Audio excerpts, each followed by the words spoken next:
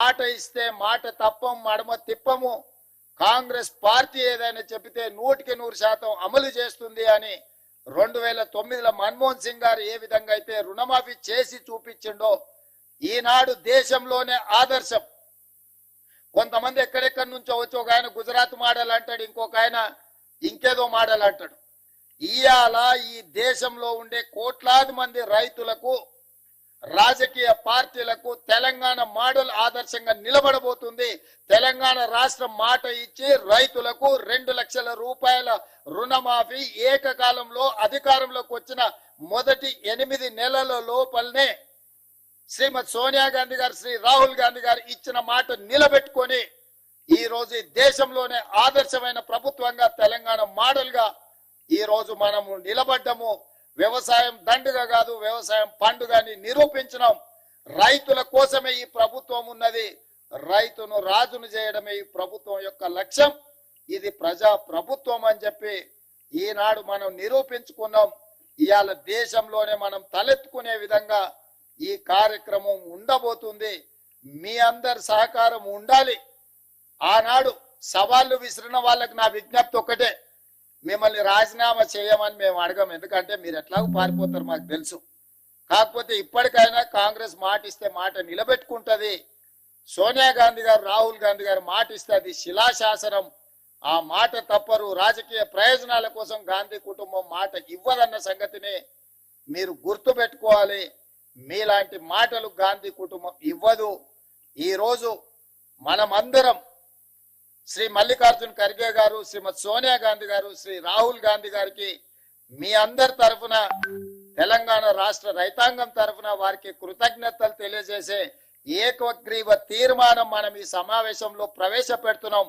అందరు ఈ రైతు వేదికల దగ్గర ఉన్న వేలాది మంది రైతులు అందరూ కూడా పెద్ద ఎత్తున చప్పట్లతో వారికి అభినందనలు తెలియజేస్తూ, కృతజ్ఞతలు తెలియజేస్తూ తీర్మానం ప్రవేశపెడుతున్నాం. ఆ తీర్మానానికి అనుకూలంగా ఇక్కడున్న పెద్దలందరూ, అక్కడ రైతు వేదికలలో ఉన్న రైతులందరినీ కూడా ఆమోదించాల్సిందిగా, చప్పట్లు కొట్టాల్సిందిగా మీకందరికీ నేను విజ్ఞప్తి చేస్తున్నా. అదే విధంగా ఈ కార్యక్రమంలో పాల్గొన్న ఎమ్మెల్యేలు, ఎమ్మెల్సీలు, ఎంపీలు, ఈ కార్యక్రమంలో పాల్గొన్న వివిధ ప్రాంతాలలో మంత్రులకు కూడా నేను అభినందనలు తెలియజేస్తున్నా. ఈ కార్యక్రమాన్ని విస్తృత స్థాయిలో గ్రామాలలో గ్రామ సభలు పెట్టి ప్రజలకు చేరవేయండి. ఎవరికైనా అవగాహనలో లోపం ఉంటే కాంగ్రెస్ పార్టీ కార్యకర్తలు రైతులకు సహకరించి రైతులను సమన్వయం చేసి బ్యాంకుల దగ్గరికి తీసుకెళ్లి వాళ్ళకు సహాయంగా ఉండి వాళ్ళ రుణమాఫీ జరిగే విధంగా మీరు ముందుకు వెళ్ళాలి అని చెప్పి మా సహచార శాసనసభ్యులకు, శాసన మండలి సభ్యులకు, పార్లమెంట్ సభ్యులకు నేను సూచన చేస్తున్నా. ఇంకొక మాట, ఎల్లయ్య గారు చెప్పినట్టుగా వారి సూచన మేరకు ఈ నెలాఖరులో శ్రీ రాహుల్ గాంధీ గారిని ఒక గొప్ప బహిరంగ సభ, అభినందన సభ, కృతజ్ఞత సభ వరంగల్లో ఏర్పాటు చేసుకుందాం. మీరందరూ లక్షలాదిగా తరలి వస్తామని చెప్పి మీరందరూ మాట ఇవ్వండి. మీ తరఫున 2-3 రోజుల్లోనే నేను, ఉప ముఖ్యమంత్రి గారు, ఇతర మంత్రివర్గ సహచరులం అందరం వెళ్ళి రాహుల్ గాంధీ గారిని ప్రత్యేకంగా ఆహ్వానిస్తాం.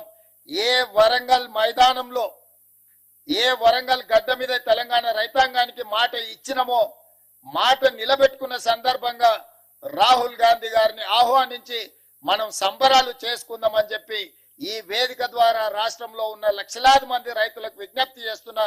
మీ అందరి తరఫున రాహుల్ గాంధీ గారికి ఆహ్వానం పలకడానికి నాకు అనుమతి ఇవ్వండి అని మిమ్మల్ని అందరిని అడుగుతూ, దీనికి కూడా మీరందరు చప్పట్ల ద్వారా ఆమోదం ఇవ్వాల్సిందిగా కోరుకుంటున్నాను.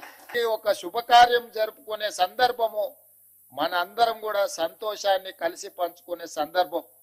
అందుకే 3 తారీఖు నాడు ఫలితాలు వచ్చిన, డిసెంబర్ 7 తారీఖు నాడు మేము అధికారికంగా ప్రమాణ స్వీకారం చేసిన, డిసెంబర్ 9నే మనము కొలబద్దగా పెట్టుకొని రైతు రుణమాఫీ ఆ తారీఖు వరకు చెయ్యాలన్న ఆలోచనతోటి ఈ రోజు ఈ ప్రభుత్వం ముందుకు వచ్చింది.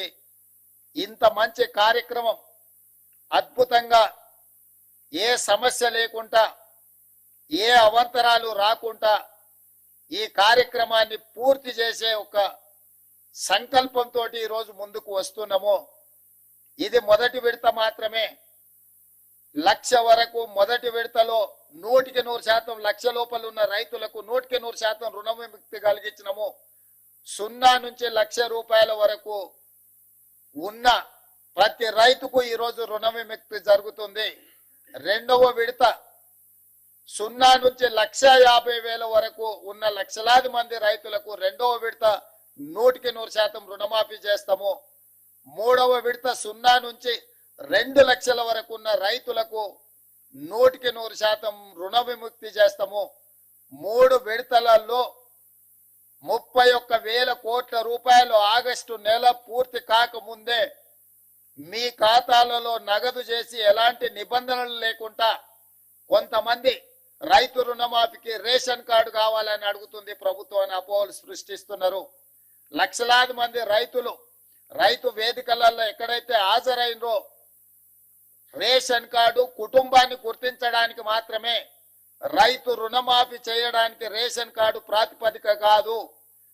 రైతు రుణమాఫీ చేయడానికి ప్రాతిపదిక మీకు భూమి ఉండాలి, భూమికి పాస్బుక్ ఉండాలి. పాస్బుక్ బ్యాంకులో పెట్టి మీరు రుణం తెచ్చుకుంటే, రైతు రుణం తెచ్చుకుంటే ఆ రుణాన్ని మాఫీ చేస్తాము. రుణమాఫీకి కొలబద్ద పాస్ పుస్తకమే తప్ప రేషన్ కార్డు కాదు. గ్రామాలలో ఉన్న మీ మిగతా రైతులందరూ కూడా కొంతమంది దొంగలు ఏదైనా దొంగ మాటలు చెప్తే నమ్మొద్దు అని చెప్పి స్పష్టంగా వాళ్ళకు ఒక అవగాహన కల్పించండి. ప్రతి రైతుకు ఉన్న అప్పును మాఫీ చేయడానికి అవసరమైన అన్ని చర్యలు చేపడుతున్నాము. ఏదైనా సాంకేతిక లోపం వస్తే మీ సంబంధిత బ్యాంకు అధికారి దగ్గరికి వెళ్ళండి, వాళ్ళు సంపూర్ణంగా సహకరిస్తారు. ఈ రోజు ఆ అధికారులు కూడా ఈ సమావేశంలో ఉన్నారు. వాళ్ళందరికీ కూడా మేము విజ్ఞప్తి చేస్తున్నాము. విద్య పూర్తిగా రాని వాళ్ళు, సాంకేతిక నైపుణ్యం లేని రైతులు ఏదైనా చిన్న చిన్న తప్పిదాల వల్ల మీ కంప్యూటరీకరణలో ఏదైనా సమస్య వస్తే రైతులను కూర్చోబెట్టి ఆ రైతులకు ఒక అవగాహన కల్పించి ఆ రైతులకు రుణమాఫీ ఏ విధంగా పూర్తి చేయాలనో వాళ్ళకు అవగాహన కల్పించండి అని చెప్పి మేము బ్యాంక్ అధికారులను విజ్ఞప్తి చేయడం జరిగింది. వాళ్ళు ఒప్పుకున్నారు. వాళ్ళకు కూడా మనస్ఫూర్తిగా కృతజ్ఞతలు.